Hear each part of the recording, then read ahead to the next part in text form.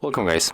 If you want to activate notifications from the apps on your Samsung Galaxy Buds, for the first you have to open the charging case, and after that you have to move for the Galaxy wearable application. So mine will be right here.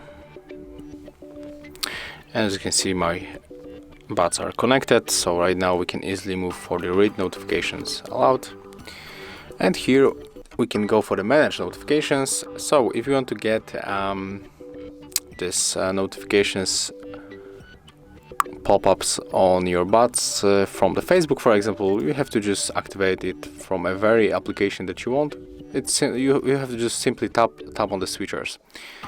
And after that, if you receive any notifications on your phone, it will be also read it in your Galaxy Buds, and also you can activate the read aloud while using the phone. So even when you are using the phone and you have your buds in the ears, you will get it also. So you will get it on the smartphone and also on the buds. So that's how it looks. Thank you guys for watching. Leave thumbs ups, comments, and subscribe to our channel.